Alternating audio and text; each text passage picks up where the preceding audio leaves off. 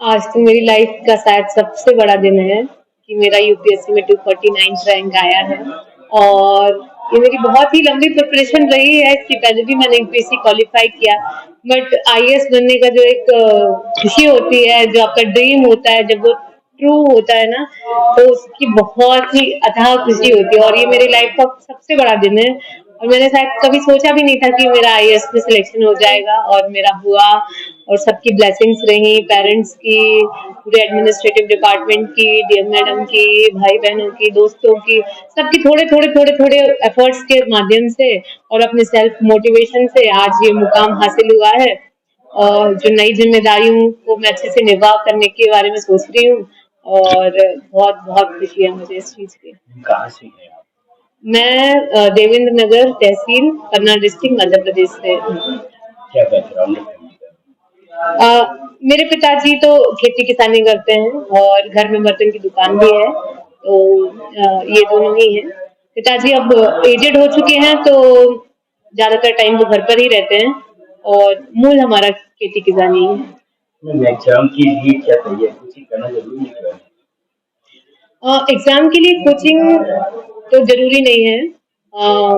लेकिन मेरा मानना ये है कि कोचिंग के माध्यम से गाइडेंस मिल जाता है, और वो गाइडेंस थोड़ा सा आपके काम को आसान बना देता है। तो अगर आप आपके पास अफोर्डेबिलिटी है आपकी, आप जा सकते हैं, देन कोचिंग हेल्प करती है। क्या तैयारी करने के लिए शहरों में रहना जरूरी है? जरूरी तो नहीं है, जरूरी तो नहीं है, क्योंकि मैंने भी अपने जो मेरा आईएएस निकला है, उस दौरान मैं ज्यादातर टाइम अपने वर्किंग टाइम पे ही थी।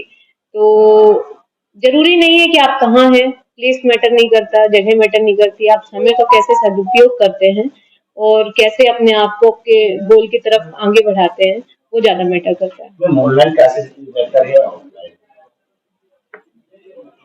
ऑनलाइन क्लासेस अफोर्डेबल हैं, इजीली अवेलेबल हैं, 24/7 अवेलेबल हैं, वो एक एडवांटेज है।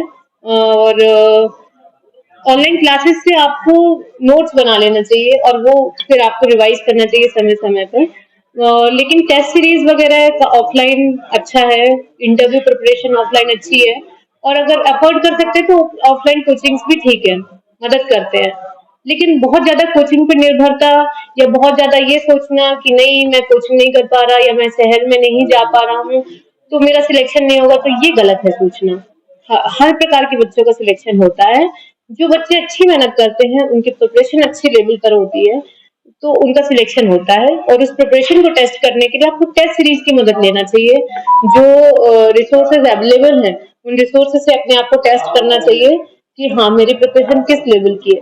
फिर आप उस डायरेक्शन में आगे बढ़ सकते हैं। अगर आपको लग रहा है कि आप लैकिंग है, आपको समझ में नहीं आ रहा है, तो कोचिंग्स मदद करते हैं। इंटरव्यू क्रैक करने के लिए क्या खास तैयारी है? इंटरव्यू क्रैक करने के लिए सबसे ज्यादा तो आपको आपके एक सेकेंड बोलने में कमांड होना चाहिए, है ना। आपकी वाणी में कमांड होना चाहिए। लैंग्वेज बहुत मैटर करती है। अगर आप इंग्लिश में कंफर्टेबल है तो इंग्लिश में, हिंदी में कंफर्टेबल है तो हिंदी में। और कॉन्फिडेंस बहुत मैटर करता है। क्लियरिटी ऑफ थॉट्स और प्रेजेंस ऑफ माइंड बहुत मैटर करता है। अपने साथ के लोगों के साथ में, अपने दोस्तों के साथ में डिस्कशंस करने चाहिए। और अपनी प्रेजेंटेशन स्किल्स को बढ़ाना चाहिए कि हम किसी भी आंसर्स को कैसे, क्वेश्चंस को समझ रहे हैं और क्या उसका आंसर कर रहे हैं, वो बहुत मैटर करता है। जैसे मैं अभी आपसे बात कर रही हूँ, अगर आपके आंसर्स को मैं संतुष्ट कर पा रही हूँ आपके क्वेश्चंस को, तो मेरा इंटरव्यू अच्छा हुआ। और अगर आपने कुछ पूछा और मैं कुछ और जवाब देने लगूंगी, तो मतलब इंटरव्यू सही डायरेक्शन में नहीं गया। जॉब 24 साल चल रही है, आप एजीएम रही हैं और एग्जाम फाइट करना कितना मशक्कत करनी पड़ी आपको? बहुत। मैं तो मानती हूँ कि जॉब के साथ में तैयारी करना और देना बहुत ही कठिन है। लेकिन ड्रीम्स तक पहुंचने के लिए कठिन रास्ता भी अगर जाता है, तो अचीव होने के बाद बहुत खुशी होती है। नामुमकिन नहीं है, क्योंकि एक तरफ से आपको जॉब सिक्योरिटी भी मिल जाती है, फाइनेंशियल सिक्योरिटीज भी मिल जाती है। और बाकी बचे हुए समय का आपको सदुपयोग करना पड़ता है। कई बार हमारे पास छुट्टियां होती हैं, ईएल होती हैं, सीएल होती हैं, जिनका हम उपयोग कर सकते हैं एग्जाम ड्यूरेशंस में। तो आप मैनेजेबल है, ऐसा नहीं है कि मैनेजेबल नहीं है, ये मैनेजेबल है। लेकिन मेरी एडवाइस ये है कि जब बच्चे ग्रेजुएशन कंप्लीट करते हैं या मास्टर्स कंप्लीट करते हैं, उस दौरान उनको तैयारी करके स्टार्टिंग में ही बहुत अच्छी तैयारी करके देना चाहिए, तो उससे उनका समय भी बच जाता है, उनका प्रोडक्टिव ईयर्स भी बच जाते हैं। और एक जो डिले होता है जॉब और प्रिपरेशन के बीच का, एक जो कन्फ्लिक्ट्स होते हैं, डिलेज होते हैं, वो बच जाते हैं, आपका समय बच जाता है। और में क्या संदेश है? युवाओं के लिए मेरा संदेश ये है कि सभी को अपने अंदर कॉन्फिडेंस रखना चाहिए, अपनी पढ़ाई या जो भी खेल कूद में है, म्यूजिक में है, सॉन्ग्स में है, डांस में है, जो भी उन्हें अच्छा लगता है उस डायरेक्शन में आगे बढ़ना चाहिए और कॉन्फिडेंस रखना चाहिए और अपना टाइम वेस्ट नहीं करना चाहिए, अपना टाइम सही डायरेक्शन में लगाना चाहिए और लोगों की ज्यादा नहीं सुनना चाहिए, खुद की सुनना चाहिए। और खुद के टाइम को, खुद को आप कितने अच्छे से मैनेज करते हैं, वो बहुत मैटर करता है।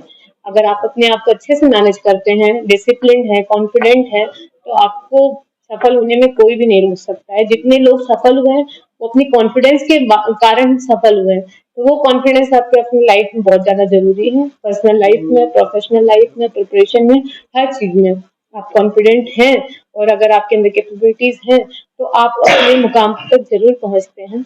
पॉजिटिव रहना चाहिए और सबसे ज्यादा फेलियर्स लाइफ के पार्ट हैं और वो हमको कुछ ना कुछ सिखा कर ही जाते हैं। तो सक्सेस हुए तो बहुत अच्छी बात है, फेल हुए तो उससे अपने फेलियर से सीखिए और नई जर्नी स्टार्ट करिए, फिर से मेहनत करिए या जो भी आपने जर्नी चुनी है उस डायरेक्शन में आगे बढ़िए। फैमिली के साथ जाएँ।